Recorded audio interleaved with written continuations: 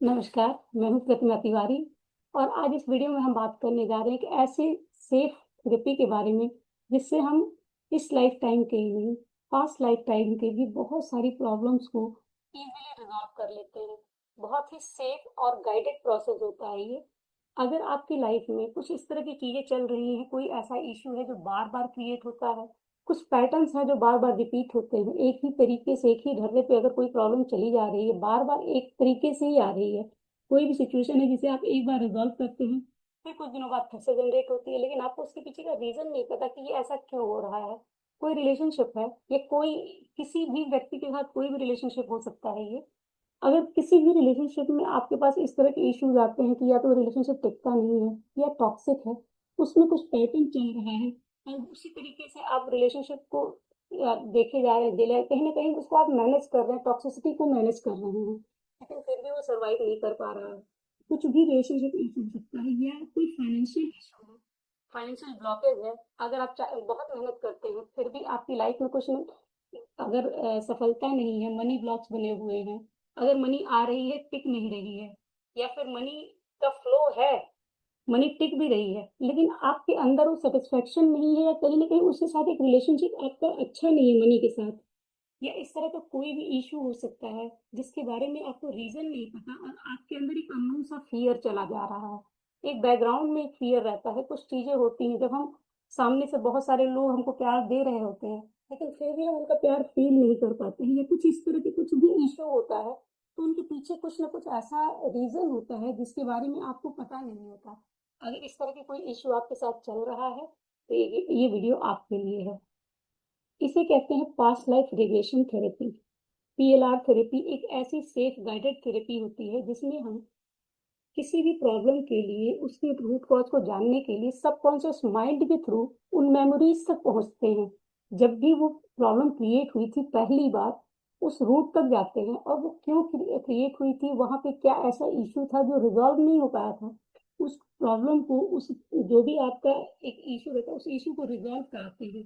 Safely resolve कराते हैं, heal कराते हैं। और तब यहाँ पे प्रेजेंट लाइफ में वो प्रॉब्लम जब वहाँ रिजॉल्व पास्ट में रिजॉल्व हो जाती है, तो प्रेजेंट में वो प्रॉब्लम अपने आप पॉजिटिवली दिखाई देने लगती है, उसका इफेक्ट बहुत ज्यादा पॉजिटिव हो जाता है। यहाँ पे जो भी इशू चले आ रहे हैं वो अपने आप रिलीज हो जाते हैं और लाइफ बहुत ही स्मूथ हो जाती है। कहीं ना कहीं इस तरीके से होती है कि जो बरसों की प्रॉब्लम जो चली आ रही है, वो प्रॉब्लम क्यों चली आ रही है, क्योंकि प्रॉब्लम हम देखते हैं, कई बार होता है कि हमें लगता है कि अच्छा ये इस वजह से आ रही है, हम उसको हील करते हैं, एक बार करते हैं रिजॉल्व करते हैं, फिर नेक्स्ट टाइम दूसरी तरीके से करते हैं, फिर वापस से वही प्रॉब्लम आती है। तो इसलिए आती है क्योंकि उसका जो रूट है वहाँ हीलिंग नहीं हुई है, और इस पीएलआर के थ्रू हम उस रूट पे जाके उसकी हीलिंग करते हैं, तो प्रेजेंट लाइफ में वो प्रॉब्लम हील होती है। और जैसे ही हील होती है, चाहे वो किसी भी एरिया में वो प्रॉब्लम रही हो, आपके मनी में हो, फाइनेंस में, या करियर में हो, या फिर रिलेशनशिप का इशू हो, आपकी हेल्थ रिलेटेड इशू हो, वो सारी की सारी जो भी प्रॉब्लम है वो प्रॉब्लम यहाँ पे प्रेजेंट लाइफ में हील होती है। और जब हील होती है तो उसके बाद आगे लाइफ जीना थोड़ा आसान हो जाता है। और इस तरीके से अगर इसमें अगर बात करें कि क्यों प्रॉब्लम ये राइज होती हैं, कैसे हमें इसे पता चलेगा कि ये प्रॉब्लम है हमारी लाइफ में, तो हमें ध्यान देना होता है हमारे चाइल्डहुड डेज पे।